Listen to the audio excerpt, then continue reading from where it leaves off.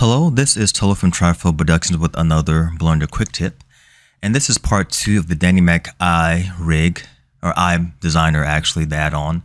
But with this part of the tutorial, or the quick tip, is how you can place or attach those Dynamic Eyes to a rig already in Blender. It has somewhat of a feature in it to do that, but from the times I've used it, it doesn't work that well. But there are a good number of steps to the eye placement attached into a rig in Blender. So I'll leave a link of those steps in the description below the video, so you guys can just follow those steps yourselves and just read them. If you can't follow the video word for word, you can use the steps in the description as a reference, because you have to follow the steps in order to get good placement and good attachment, and to avoid any kind of issues with the eyes being used on the rig. Now I already have the scene set up here, so I'm going to click on that. I have my model set up here. Now this rig isn't attached to the model at all, because we want to attach or place the eyes first before we click on the rig. This rig is Rigify, which comes with Blender. It's the base model of the rig. So the first thing you want to do is click on Import Eye, and when we scroll out, we can see that it's imported the eyes with the light rig. We don't need the light rig, so we're going to click on, let me see, where is that? Delete light rig. Okay, and then we're going to click on our eye there, and then we're going to go to the object properties, left click on that, because what we want is, at this point, the eyes are attached to the Dynamic Eye rig. We want to detach it from that rig and attach it to the rig that we've just created in Blender, which is Rigify. So I'm going to click on this eye, and then from the object properties, click on Relations, and in the parent, delete that parent. So now this eye has been detached from the rig. Now this eye is still attached. We don't need this eye, we just need one eye. So click on this eye and press delete on the keyboard. Scroll up where our mouse was so we can see better what we're deleting. Click on that rig, delete. That's also part of the rig, so delete that also. Click on that eye lens and delete that. And now we have this eye here that we're going to use for our rig in Blender. Only issue with this is there's still a lens attached to this eye that's not one with the eyeball. So I'm going to press 3 on our keyboard and then press Z, scroll up and press Z. You can see the lens is here and the eyeball is here. If we were to attach it as it is, there's going to be a lot of issues with the placement of the lens, or the movement of the lens with the eyeball. And the reason for that is because the pivot points for the lens, which is here, is different from the pivot points for the eyeball, which is here. We want the pivot points to be the same, and we want the pivot points to be the pivot point of the eyeball, which is here. So what you're going to do is you're going to click on that lens, hold down Shift on your keyboard, left click on the eyeball, and then press ctrl+j, and now it's one model, and the pivot point is in the middle, which is where we want it to be.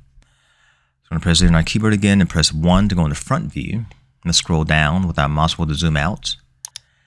And now we're going to go to our face here. Let's scroll up. Now with mine, I already have eyes on the model, so I'm going to delete these eyes. Left click, delete, left click, and delete. Now I want my eyes to be positioned right in the middle as much as possible, and I'll adjust it as I need to, but initially we want the eyeball to be here. And the best way to do that is, and plus because I know that the middle is somewhere here because of my armature bones here, I'm going to left click on our cursor gizmo, and then I'm going to left click, hover my mouse over here and left click to place the cursor there. I'm going to click back on my move gizmo, I'm going to scroll out. I'm going to click my eyeball, then press shift+s, and then from the pop-up menu, click on selecting the cursor, and it places the eyeball right there in the cursor. I'm going to press S to scale down, And then I'm going to press 3 on my keyboard. And I'm going to scroll down a little bit more because I want my eyeball to fit right in there. I'll move it forward a little bit. It's good to look at it from the side and from the front. That way you can get good placement. So press S again on my keyboard. Left click and drag on the Y-axis. And press 1 again. Now it's still a little bit too big, so just scale it down a little bit more. And there we go. And it's always good to look at it from the front and the side, as I mentioned before. That way we don't have any kind of bulging out of the eye from the side or from the front, and it looks good. So now that this has been placed, all I have to do is press Shift+D to duplicate it. And because my pivot point is here, and then my point for my armature is there, the bone is there, just left click and drag on the X-axis, and just place it over there. And then you're set. So now we have the eyes in place. And now what we want to do is attach the eyes to the rig. And with Rigify, this is just the base model, base bones. So left click on that, and then go to the object data properties for the bones. Left click on that, scroll down, and click on generate rig. Let's give it a second. And it's going to generate bone shapes for us to use, which it has already done. So I'm going to left click on the base rig because we don't need that anymore. I'm just going to press delete on my keyboard, and that gets rid of that. So now we have our bone shapes.